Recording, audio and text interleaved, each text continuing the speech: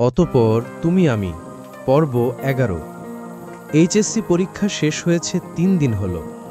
ওয়ামিয়া ভীষণ ব্যস্ত ছিল এই কয়েকদিন। পড়ালেখার ভেতরই ডুবে ছিল। পরীক্ষা মোটামুটি ভালোই হয়েছে।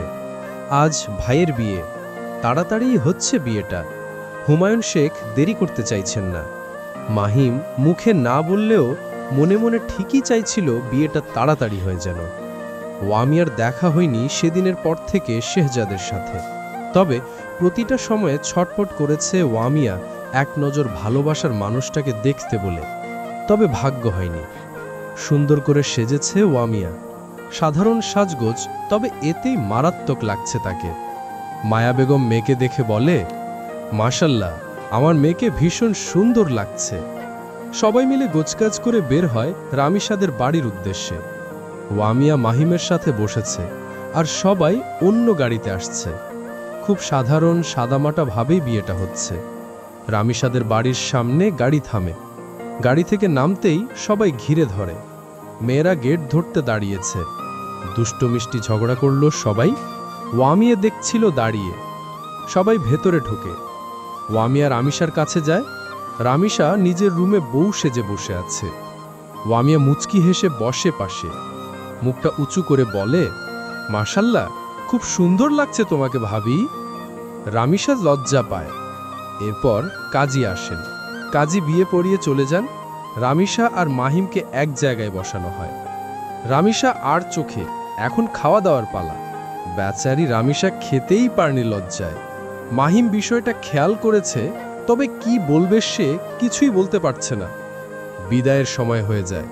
রামিসা ভীষণ কাঁদছে। কাঁদতে কাঁদতে হেঁচকি উঠে গিয়েছে। মাহিম সামলানোর চেষ্টা করছে। গাড়িতে বসানো হয় রামিসাকে।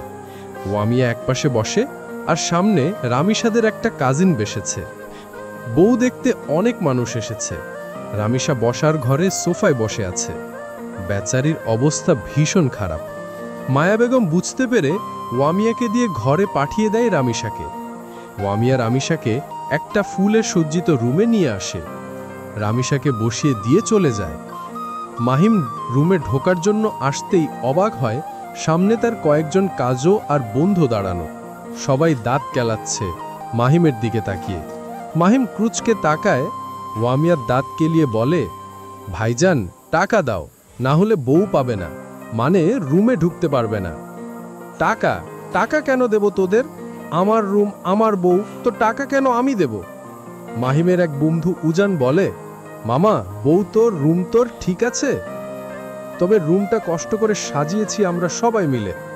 অনেকক্ষণ কথা কাটাকাটি করে শেষমেশ মাহিম হেরে যায়। টাকা দিয়ে বিদায় করে। দরজা খুলে রুমে প্রবেশ করে। রামিসা নড়েচড়ে বসে, ভয়ে বুক ধুকপুক করছে। একদিনই কথা হয়েছে তার, আর আজ দেখা হলো। মাহিম এসে দাঁড়ায় বিছানার সামনে। রামিসা ধীরে ধীরে উঠে সালাম করে মাহিমকে। মাহিম পাঁচ শোয়ার আগেই আটকে দেয়। দুই বাহু ধরে বলে, পাঁচ হয়ে সালাম করার প্রয়োজন নেই, তুমি যাও ফ্রেশ হয়ে আসো। রামিসা ফ্রেশ হতে যায় একটা সুতি শাড়ি নিয়ে। শাড়ি পরে বের হতেই দেখে মাহিম শেরওয়ানি খুলে রেখে টি শার্ট আর ট্রাউজার পরেছে। রামিসাকে দেখে বলে, চলো দুজন নফল নামাজ আদায় করি নতুন জীবনে পা রাখার জন্য। রামিসা মাথা নাড়ায়। দুজন নামাজ পড়ে। নামাজ শেষে মাহিম সব কিছু গুছিয়ে রামিসার কাছে আসে। রামিসা ভয় পেয়ে যায়। তবে আজকেই কি সে স্বামীর অধিকার চাইবে তার কাছে? কিন্তু সে তো প্রস্তুত না। মাহিম রামিসার মুখের ভাব দেখেই বুঝে ফেলে। হালকা হেসে বলে, ভয় পেও না, তোমাকে আমি হুটহাট স্পর্শ করবই, তবে তোমার সম্মতি ছাড়া অন্য কিছু করব না। স্বাভাবিক হবার চেষ্টা করো। জি, আমি চেষ্টা করব। মাহিম একটা ব্যাগ বের করল। রামিসা মাথা নিচু করে বসে আছে। এখন ভয় লাগছে না, তবে লজ্জা লাগছে সত্যি বলতে। মাহিম বলে, তোমার হাতটা একটু সামনে বাড়াও তো। রামিসা বিনা বাক্যে হাত বাড়িয়ে দেয়। হাত বাড়াতেই মাহিম একটা চুড়ি পরিয়ে দেয় রামিসাকে। চুড়িটা ভীষণ সুন্দর। রামিসার হাতে মানিয়েছেও। রামিসা বিস্মিত হয়। সে বিস্ময়কর কণ্ঠে বলে, এটা কেন দিলেন? এগুলোর তো প্রয়োজন ছিল না। অবশ্যই ছিল মিসেস শেখ, এটা আপনার জন্য। রামিসা আর কি বলবে, কিছুই বলতে পারে না বেচারি। রামিসাকে রুমে নিয়ে মাহিম একটা প্লেট হাতে দিয়ে বলে, খেয়ে নাও এগুলো। তখন তো ভালো করে খেতে পারোনি। আপনি খেয়াল করেছেন? বিস্মিত কণ্ঠে বলে রামিসা। মাহিম হেসে বলে, তুমি আমার বউ রামিসা, তোমার সব দিক খেয়াল রাখা আমার দায়িত্ব। রামিসা খুশি হয়, লোকটা তার এত কেয়ার করছে। ইতস্তত করে খেয়ে নেয়। মাহিম তত সময় বারান্দায় দাঁড়িয়েছিল। সে বুঝতে পেরেছে মেয়েটা তার সামনে খেতে পারবে না, তাই এখানে দাঁড়িয়ে আছে। রামিসার খাওয়া শেষ হলে দুজন কিছুক্ষণ গল্প করে স্বাভাবিক হওয়ার চেষ্টা করে, এরপর শুয়ে পড়ে। রামিসা বেশ খানিকটা দূরত্ব নিয়ে শুয়ে পড়েছে। পরপর 2টা থাপ্পড় মারল মাহিম ওয়ামিয়াকে। ওয়ামিয়া ছিটকে মেঝেতে পড়ল। মাথায় ব্যথা পেয়েছে প্রচুর, ঠোঁট কেটে রক্ত পড়ছে। মায়া বেগম দৌড়ে আসলেন। কিছু বুঝতে পারছেন না তিনি, কি এমন হয়েছে যে মাহিম নিজের প্রাণপ্রিয় বোনের গায়ে হাত তুলছে। রামিসা জড়সড় হয়ে একপাশে দাঁড়িয়ে আছে। বিয়ের 15 দিন হয়েছে, তবে মাহিমকে সে এভাবে রাখতে দেখেনি, আজ প্রথম দেখছে। মায়া বেগম এসে ওয়ামিয়াকে তুলে বলে, কি হয়েছে তোমার মাহিম? এভাবে ওয়ামিয়ার গায়ে হাত তুলছো কেন? আম্মু, ও কি করে বেড়াচ্ছে শুনো ওর কাছে। কি করেছে ওয়ামিয়া? ও শেহজাদের সাথে দেখা করে বেড়ায়। কথাটা শোনা মাত্র আটকে ওঠে মায়া বেগম। এই ভয়টাই সে পাচ্ছিল, এটা হবারে ছিল। শেহজাদ ও ওয়ামিয়া দুজনার। ছোট থেকেই দেখেছে সে শেহজাদকে কতটা আকুল হয়ে থাকে ওয়ামিয়ার জন্য। ওয়ামিয়া কাঁদছে। মায়া বেগম শক্ত গলায় বলে, ওয়ামিয়া, মাহিম যা বলছে তা কি সত্য? ওয়ামিয়াও নিজের মুখেও কাঠিন্যের চাপ আনল। সে ভালোবাসে শেহজাদকে, এটাই সত্যি।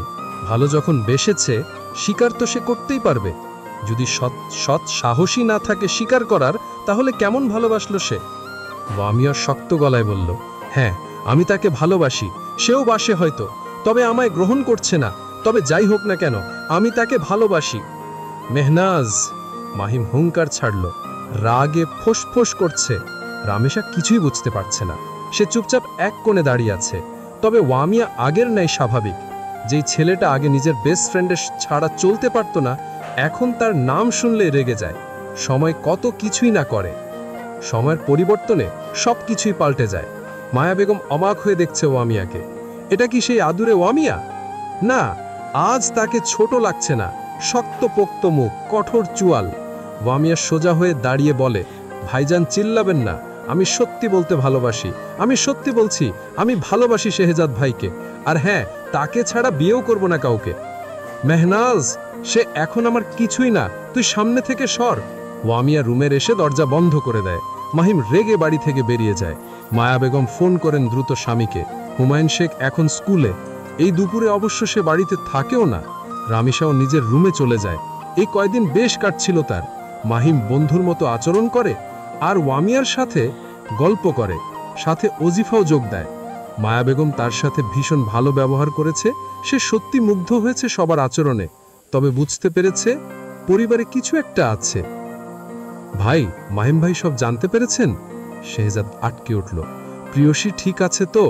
মাহিমকে সে চেনে, এত সহজে ছাড়বে না সে ওয়ামিয়াকে। নিশ্চয়ই মেরেছে। শেহজাদ ভেতরে ভেতরে ছটপট করে যাচ্ছে। তবুও শান্ত সুরে ইফাজকে বলল, মাহিম কিভাবে জানল? পরবর্তী পর্ব 12 পেতে চ্যানেলটি সাবস্ক্রাইব করুন, তাহলে ভিডিওটি আপলোড হওয়ার সাথে সাথে আপনি পেয়ে যাবেন।